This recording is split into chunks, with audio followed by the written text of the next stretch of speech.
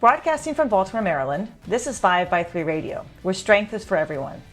I'm your host, Emily Sokolinski, owner of 5x3 Training, a strength and conditioning gym in Baltimore, along with my co-host, Rebecca Fishburne, founder of Cornerstone Strength Maryland. Each week, Rebecca and I will discuss the ins and outs of strength training, why there is a no one-size-fits-all approach, and why strength is so important in our daily lives. Thanks for spending some time with us today. Now, on with the show.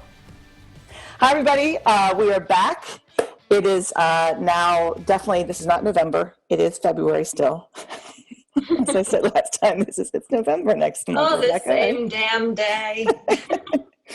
And we are here today. We want to talk about a topic that we've addressed before. We addressed this in the summer, I believe. It was a question from a listener about getting started as a middle-aged lifter. And we answered his question kind of to him, but then also more in general. And it was a discussion we had with Diego.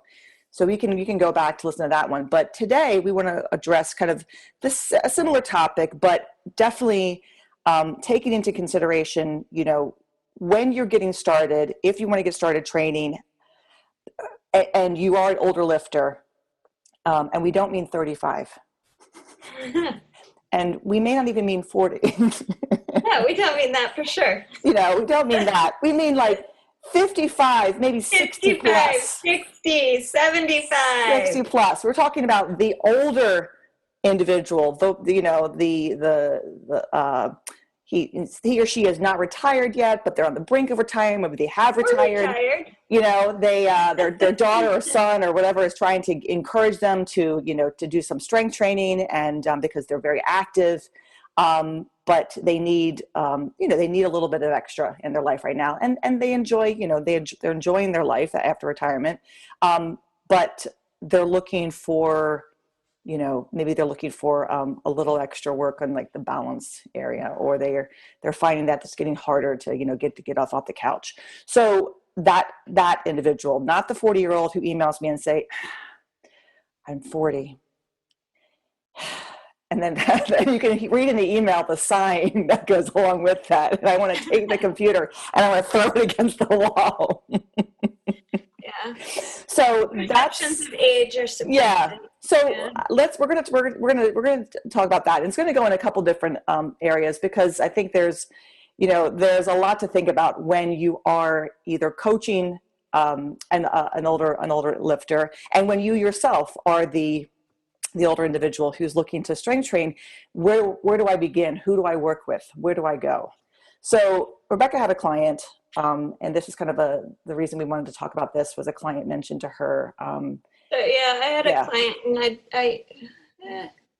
I'm going to say, Emily, it's hard for me to put an age on her, because she has like a very youthful persona. She's very active. She is a big runner and does like ridiculously long races. Like that's sort of her primary thing. And I don't think she's ever done an ultra, but she just retired this last year, and she's still doing half marathons and like running through swampy muck or orienteering in the woods for 12 hours straight kind of things, right? So she's pretty active, and she started doing strength training with me, I'm gonna say a year ago. It might be a little bit longer than that. But what happened is when she was with one of her running groups, I don't know, she was probably inadvertently bitching or moaning about something, a hill, or, how long the run was that day, or she was tired and didn't feel like it. And her friend made a comment to her about, well, you are 67 or however. Right? And she was talking to me about that because she said she had a mixed reaction to that. And she sort of saw it like in two different lights, comments about people's age along those lines. Maybe it is like a double-edged sword. Sometimes may be helpful, sometimes may be bothersome. But like she said, on the one hand, she thought that was possibly a nice reminder that she shouldn't be so hard on herself, that, she was still doing lots of things and maybe shouldn't be holding herself to the same standards of performance that she was able to achieve when she was in her 30s or 40s, and to kind of cut herself some slack, because a lot of times people are just really hard on themselves. Absolutely. And, she probably has a bit of, that streak in her personality, like a lot of people do. So maybe in that case, it was a helpful reminder. But on the other hand, she found it to be a little bit sus, or maybe like a little irritating, because was the person trying to imply that since she was a particular age, there were limits as to what she would be able to achieve or what she would be able to do, and sort of like pushing back against the idea of limiting someone's potential artificially, just because of an age, or a number, right? So it's like I just was saying, like, perceptions of age are relative. Different people wear different ages differently, and a lot of that has to do with how you've been using your body and living your life. That's right. You've gotten to that point. So there are people who are in their 30s who have led very sedentary lives, whose bodies are going to, say more decrepit than people that I work with who are in their 60s and 70s. Absolutely. And so, it was interesting listening to her kind of try to work through how she was understanding this comment as either a positive encouragement, a nice reminder to give herself some slack, to pull back when necessary, or something that was maybe subtly insulting. Yeah. There's so many things going through my mind right now as I'm listening to you tell that story, and I'm picturing her in my mind, because I have a runner, I train a woman who runs quite a bit. I don't know how many what kind of races Martha does anymore. It was Martha who we interviewed, about a year ago.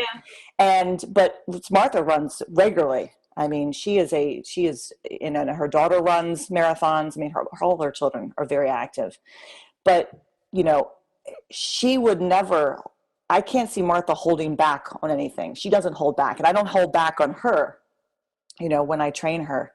I train her as I would train any of my clients. We just kind of take into consideration what her program is, and where her weights are and what she can do, it doesn't change, but she's she's been very active her whole life. Sounds like with the same with this one. Yeah. And I don't find myself ever reminding Martha about her age, Right. I think the only thing that my older clients do, and they're primarily in the morning, and they joke about it like they're the Medicare group, Do they say that? No one in here is under the age of 55 in this in this gym right now, or under the age of 60, and they joke about it, but they're all so alive and active and and engaged in what they're doing that it's you forget actually how old they are, because they are just they're there and they're in the moment. But they do joke about that, and I think it makes them feel good to all be there together, training together and being a part of it. I was thinking as you're talking about that, it is a double-edged sword, right? It's someone reminding you, and I find myself saying this to a lot of my older clients, and I'll stop myself before I say something. I'll say, I don't want you to take this the wrong way, but you are 75, and it's usually a reminder to them when they start to get down on themselves. That's what it is. When they feel bad for the fact that they missed a rep or they couldn't pull that weight that day, and it's a reminder that you're beyond where many people are of your age. That's what it is. No one ever feels bad when I remind them how old they are, because it follows with do you know how many 73-year-olds can deadlift 330? And then Manny sits back and goes, yeah, I know. Okay, whatever. So it's a way of helping put perspective or a different frame around it. For him, a minor disappointment. For him, it's reminding him of where he is. Some of my other clients, if I tell them, look, you're 71, they're like, I know I'm 71. It doesn't faze them. they are okay with like holding back. They're okay with resting a little longer. They're okay with not doing too much today. I have a varied a group of older lifters, and so I have to take that into consideration when I'm training them. Who I can push, who I have to pull back, and who I need to give a little bit more nudge, like, you can do more. You can do more. Like, I think Deb one day was deadlifting, and she's the deadlift has been a harder lift for her to progress with, but she's doing really well, with it. And so she pulled her weight, and she pulled the rep, and she did it for 1. And I said, God damn, Deb. You did 1 rep. You should have done 2. She goes, well, I just wanted to do 1. I said, yeah, but you had 2 in you. Wanted to. And that's how anybody heard me. I was like, damn it, Deb. What'd you just do? She's like, what? I said, why'd you do that for 2? No, 1 is fine. So good today. So there's that kind of push, you have to push some, pull back on some, nudge a little bit. But it's, I can definitely see kind of it feeling like you don't believe in me. You don't believe in what I can do because of. And I think, knowing the person who's making the comment helps you determine how to interpret it, for sure. Absolutely. But I think the fact obviously these are her friends that are saying this, but I think the fact that thought of was this somehow an insult creeps into a person's mind just because of the prevalence of that messaging in our culture. And that's unfortunate. Yeah. And then it's unfortunate because it's a female. And I'm thinking of all the, how many people tell women, you shouldn't do that. That's not, women don't need to do that. Women don't need to pick that up. Why are you strength training? Do you want to get big? Aren't you going to get bulky? And so, then you have that. You have the, you're too old, or remember your age. And then it's also, don't hurt yourself. And then it's, don't get too big. It's like, how many things can come out of one person's mouth to make you feel how many ways can you like put a person in their place? And then you kind of have to say, why am I friends with you? Why am I talking to you? I'm reminded of, so we just had one of our very, very, very special members at 5x3 recently passed away. It was just last Wednesday, wasn't it? And she was a force at the gym. Jan joined us, I want to say 2013. And I'll always remember the email I got from her when she emailed me for the first time. And she was a friend of Lauren's, and Lauren was a member of the gym. And Lauren's one of those who, her age, I never knew kind of how old she was. I had to eventually figure out how old she was, because she was so active, and she's been active for forever. So she was one of those, like, I had to really, I had to push. I had to give her as much as hard a workout as possible, because she always wanted to do more. So Jan saw Lauren looking like really good and feeling really good and talking about this place. So she joined us, and her email was, "Hi, I'm Jan. I'm 68 years old." That's how she introduced herself. Right. And then it went on from there. So I said, yeah, sure, come on in. And I didn't know what to expect. So this woman shows up, and she's got this bleach blonde hair, and she's wearing this like leather jacket, and she's got like Doc Martens on and like jeans, and and I'm talking to her, and I found out that this is Jan. And she leaves the gym, and I turn to Diego, and I go, do you know how old she was? Do you know how old that woman was who I was just talking to? He's like, I don't know, what, 50? I said, she's 68. He was like, damn, she looks good. Yeah. And that was her. She came at 68. I remember also with Jan being shocked when people said what her age was. But yes, like that was probably, I guess, like your perception of age depends on your frame of reference. That's right. And there are a lot of I would say young old people that seem to take to barbell training. Yes. And it, I think, helps keep them young. So, yes. Whereas a lot of people in the general general public who are thinking about what somebody of 68 should look or move like, they're thinking of the, what Jonathan Sullivan talks about as the sick and aging phenotype. And they expect that that is the norm. And they don't have a frame of reference to show them that actually there's a different alternative that is probably more common than they think. Because I get that a lot when I tell people, new clients, oh, I just started somebody who's 77. What? Like that. Right. Sort of.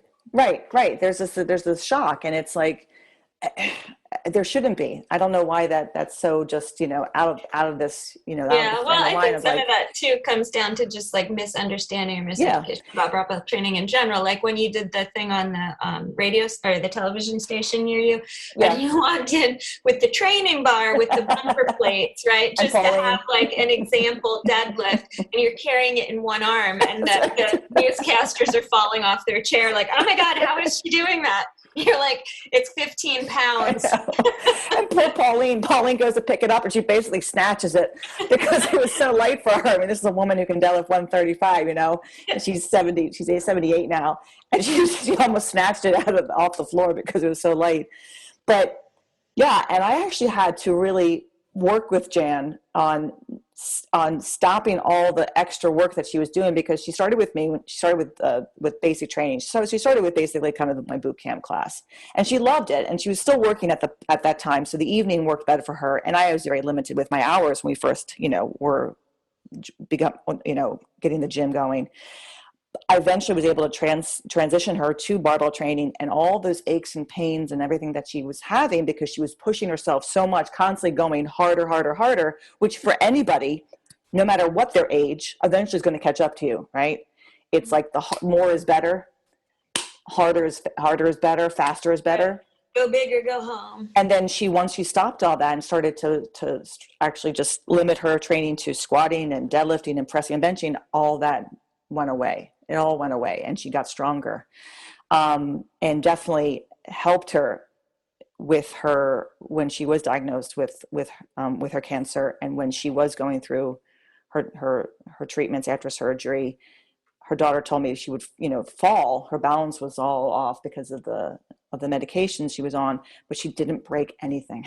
She said, I can't believe this. And Jan was always a very lean woman, small woman.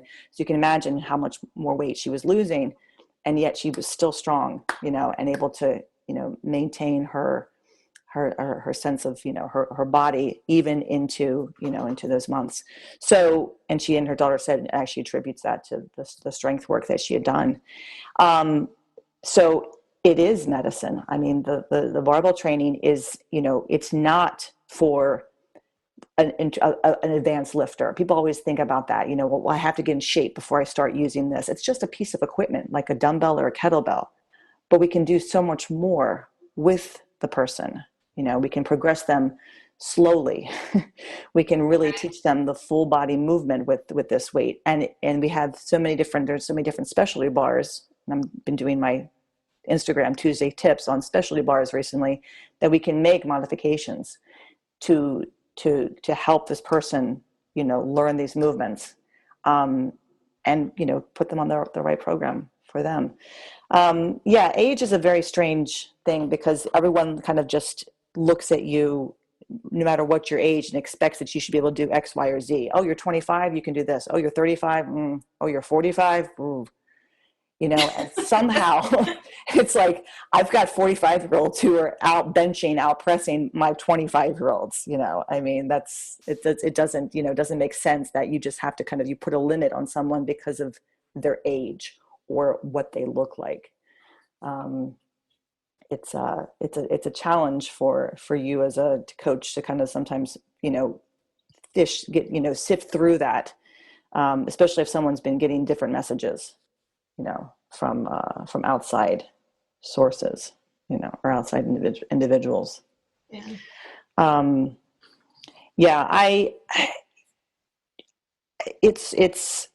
think when someone's wanting to get started, with training, strength training, they've been encouraged to seeking somebody who's going to not treat them how do I say this? Not look at their age and automatically think, well, this is the program for you. And we were not automatically limit. Exactly. And this is something, that we were talking about before we started this. Not limit them, because there are many people who will immediately look at an older person and limit their instruction with them, or tell them, walk them over to the machines, and yet they're saying, but I'd like to learn how to squat. And they're like, no. Yeah.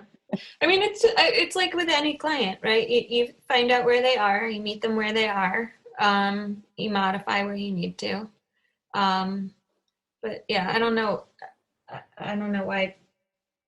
I guess, sometimes a person, a trainee will come in and will have already imposed artificial limits on themselves. Right.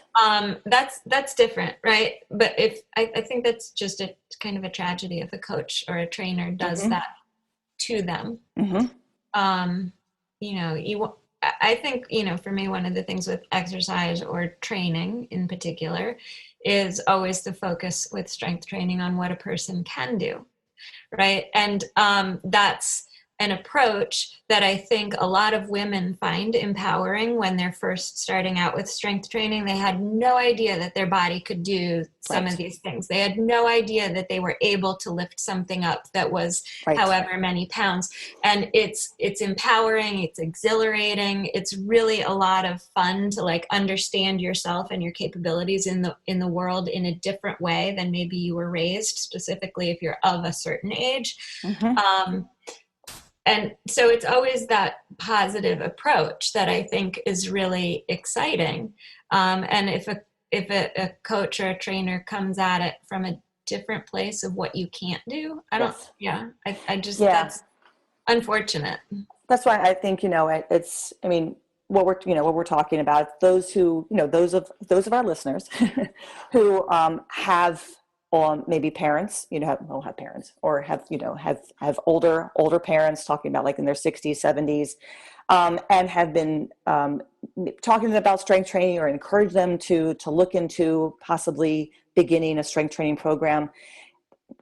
Research, make sure that you really talk to the coach or trainer where you can, where there is one in your area, because Rebecca and I are the coaches that we don't limit our clients. We take them where they are, we meet them where they are, and then we see where their limitations might be, and then we see where their strengths are, and we work within those areas, right?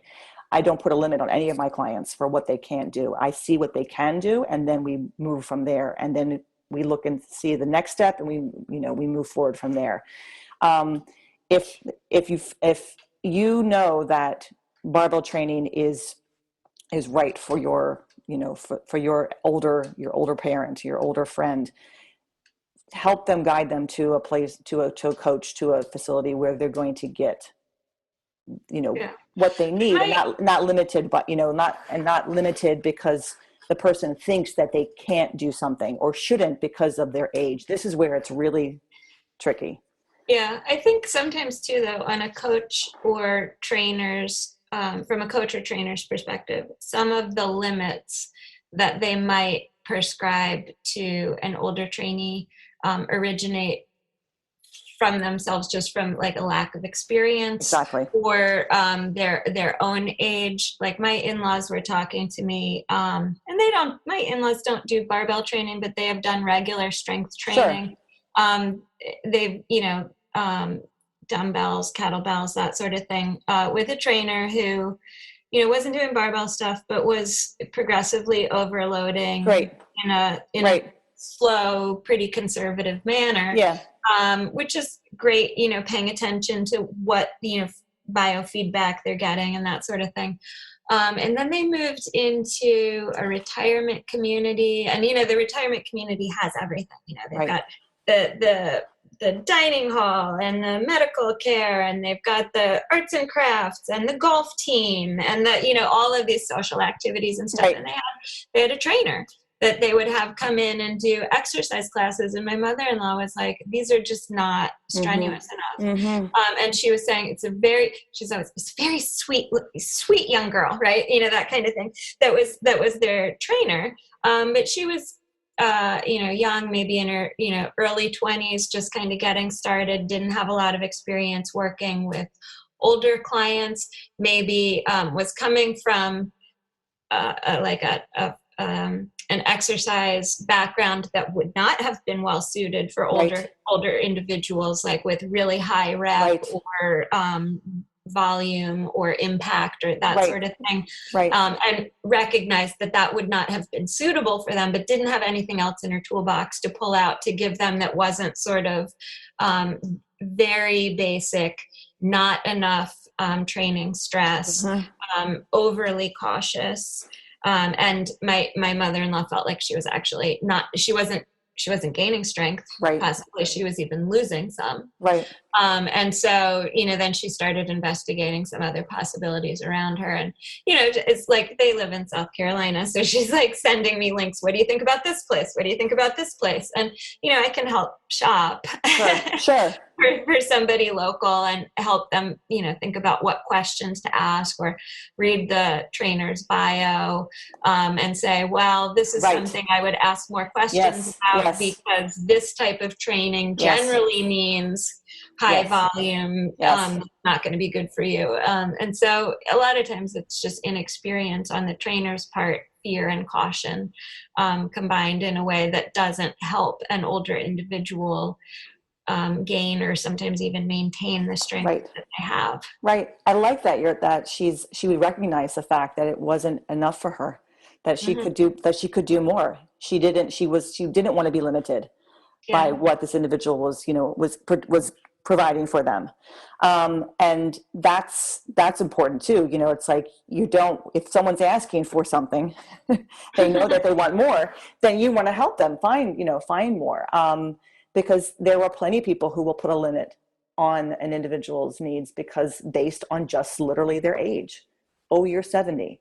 You shouldn't be there. You need to come and take this class. This is a class you just sit down and you do dumbbell curls, and this is a class you need. But you always use that silver sneakers approach. True. I've watched that video. You use that as a threat. You're like, Mom, if you're not going to lift this, I'm going to set up my silver sneakers class, and you can come in and sit in a chair and do wrist curls. It's like, it's mind-boggling to me. I'm sitting here listening to you, and I'm thinking of all my, my clients who deadlift and who bench and who press, and that's just what they do. It's a normal thing for someone to come in my gym, and I'm like, I'm going to teach you how to squat. And that may not be with a bar, but we're going to learn how to squat. And then from there, we're going to progress to some weight. And then from there, we're going to progress hopefully to the bar.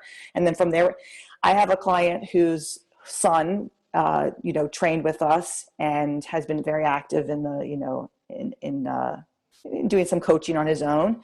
And he brought his father to us, and he'd been bugging his dad to get started with strength training and wanted him to come and visit us and see the gym. And his father finally just threw his hands up and said, fine, I'll go. I'll go. I'll do it for a month. I'll do it for a month. I'll hurt myself. That's what he said. I'll hurt myself because I hurt myself. And then you'll be sorry. Exactly. Every time I go to the gym, he said, he's 68 years old. He said, I hurt myself. And then I stop. And then I go somewhere else and I work with a trainer and I hurt myself and I stop.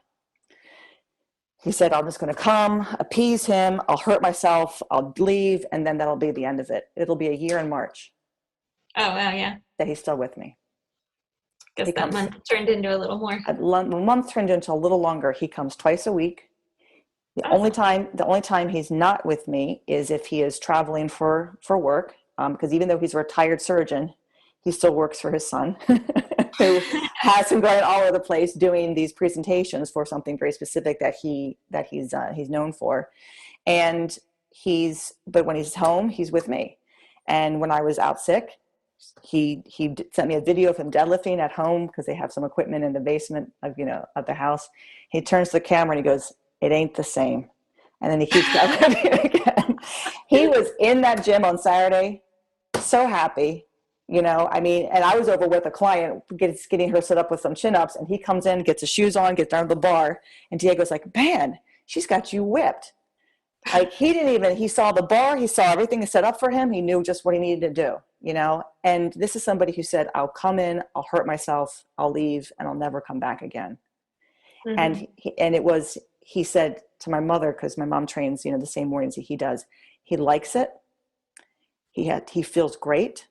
Nothing hurts. And he can't believe that when he doesn't do it, he misses it. And she said, well, Emily doesn't try to hurt people. That's not our goal. That's the goal. But I mean, I don't think he can believe that something as simple as he squats, he benches, he presses, he deadlifts like that twice a week, right? We alternate, and that has done so much for him, and that everything feels good. And he hasn't hurt himself. And I think that is a big, big part of this, is that people think they're going to hurt themselves, and they will hurt themselves if the program is not, and anybody will hurt themselves regardless of age, if the program is really not the best program for them, that they really can't, and that injuring themselves is too prominent in that program.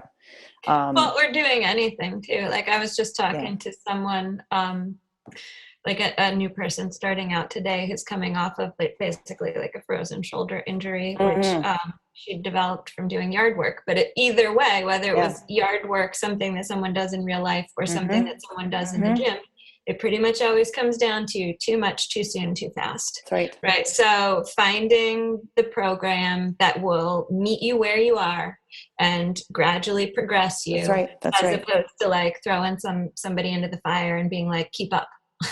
Right. And that's what, some programs do. And I think many people know of a program like that. And mm-hmm. unfortunately, many of those gyms aren't all equal.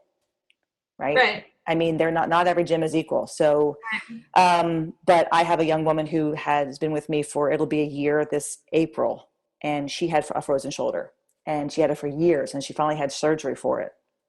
And the beginning, it was obviously slow going, but we were able to get her to a place now where it's not so much about the shoulder, it's about making it stronger. Like making her upper body stronger. I mean, the mobility is there, and she's increased it even more so. The surgery did a good job. PT did it. She's actually was told by her surgeon to stop the physical therapy. The physical therapy was hindering her rehab, because they kept yanking on it and trying to make her gain more and more mobility. And the surgeon's like, you're where you are. Like, you may never have 100%, mobility back in that arm. Like, it's just not good. And all the yanking they're doing on you is actually making it worse and setting you back. That is strange. So stop it. Like, where you are is where you're going to be. And it will get better. It hasn't even been a year yet that she's had the surgery. And I think that was her biggest fear, was like getting, should she have more now? And the surgeon's like, it's great where you are. Like, but you had an autoimmune disease too. Like, all they're doing is inflaming that area, making more inflammation and making it worse. So she was happy because every time she would leave physical therapy, she was dead. And every time she left the gym, she felt great. So it's like, okay, well, let's just stop physical therapy and just continue with the strength training, and it's worlds difference, when she first came in. And so this is a woman in her 30s.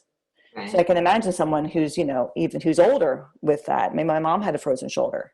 She had mm-hmm. 2, and she can't squat with under the bar anymore, the straight bar. So she squats with a camber bar.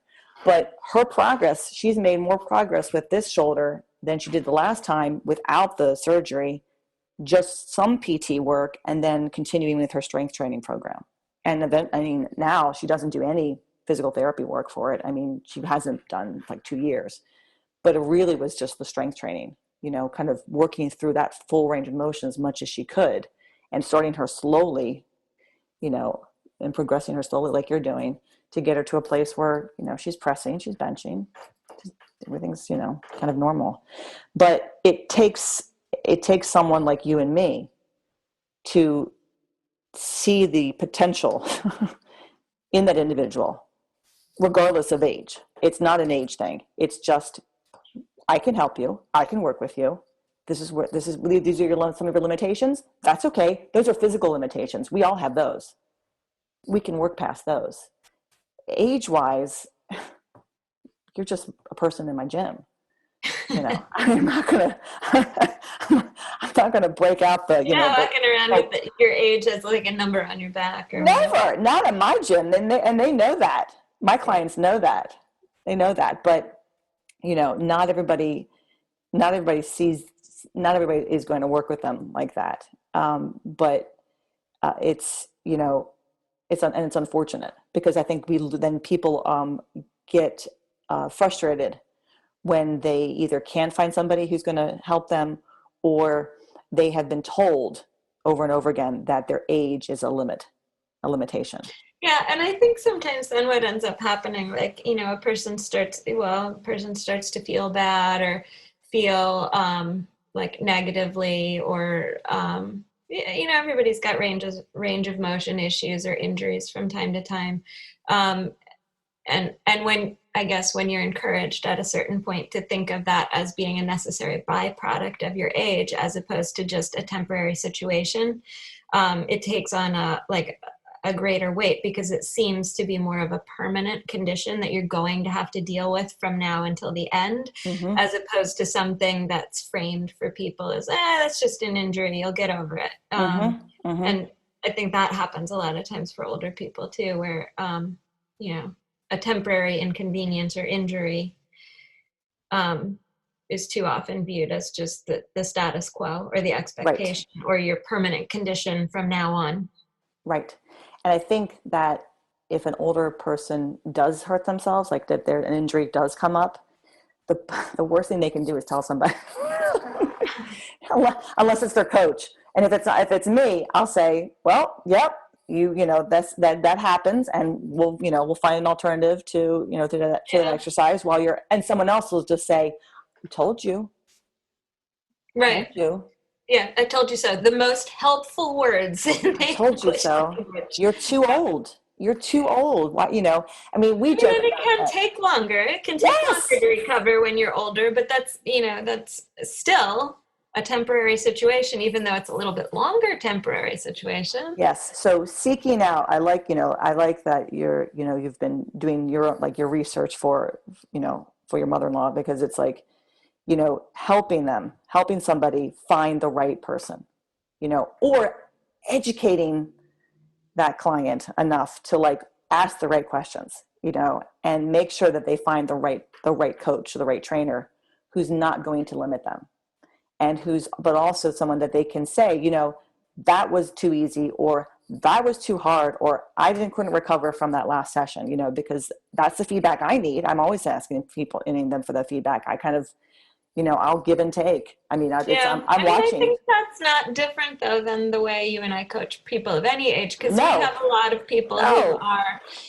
leading busy lives, traveling, work stress, family stress, and all those things are going to impact recovery. And that sort of feedback is important. No, it's absolutely. I'm saying if, for somebody who's seeking out someone, make sure that you're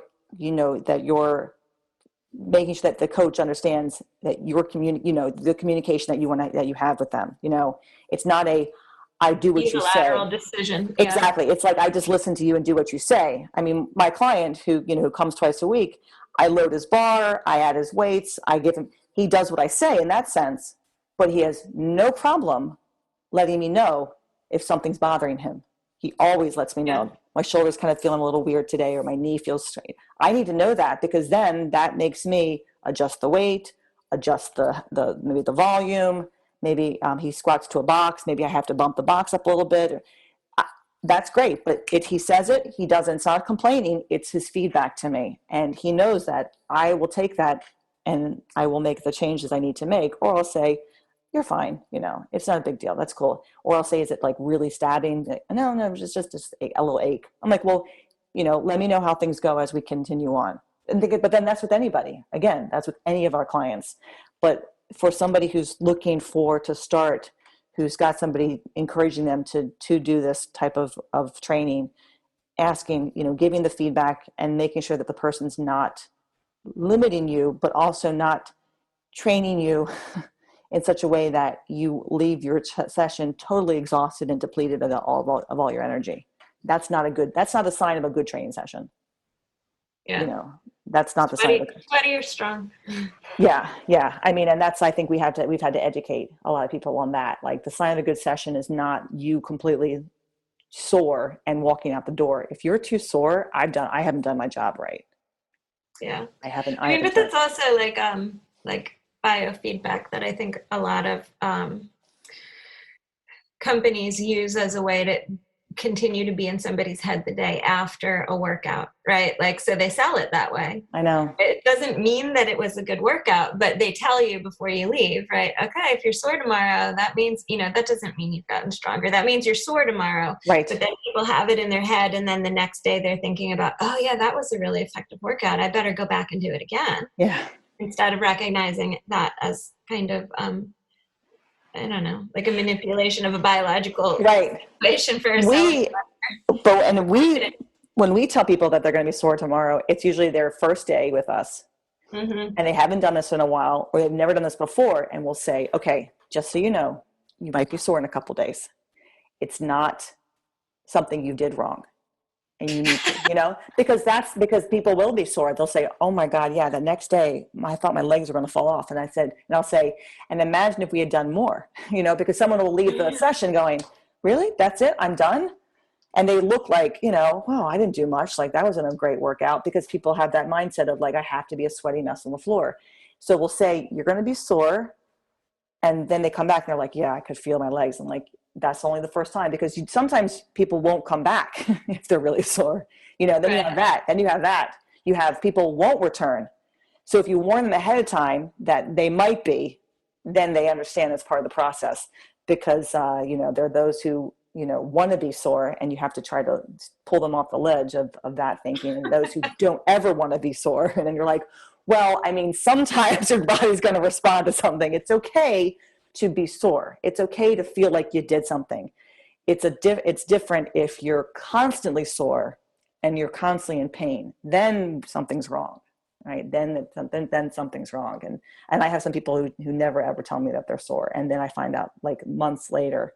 Yeah, every time I'm like, no, that's not right. You shouldn't feel like that. But my older clients usually don't hold back.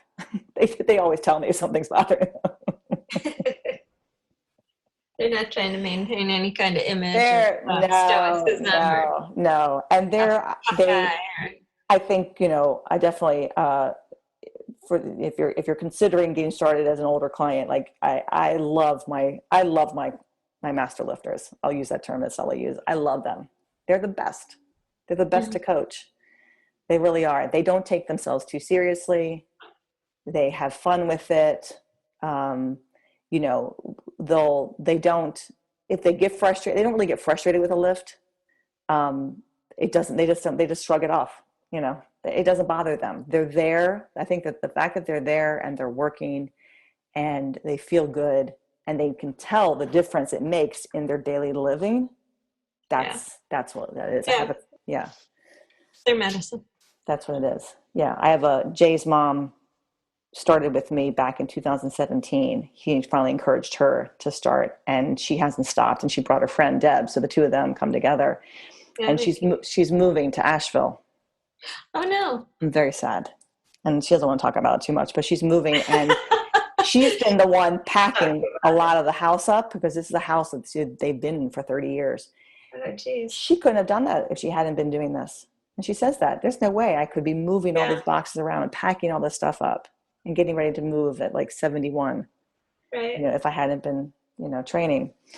I'm going to miss her. I just had somebody that I was talking to recently about getting started, who's in her 50s, who had the opposite of that situation with her mom, where her mom was getting packed up to move into a different, 30 years in the same house kind of thing, and the mom kept saying, "Can you carry this for me? Can you lift that?"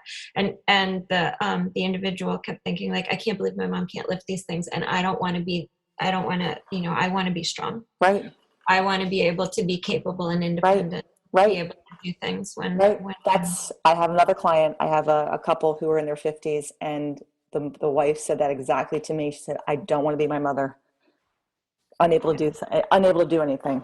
I don't want to have that. That's not going to be me. She just had 2 knee replacements this past summer, and she's doing great. But that was a big push for her, big reason for why she's done it. She's like, I don't want to be her. I want to be active. They've got 3, older children. Her husband's very active, and he's a triathlete, and she loves this. She does it twice a week, and she said, I don't want to be her. I don't want to be that when I'm 80.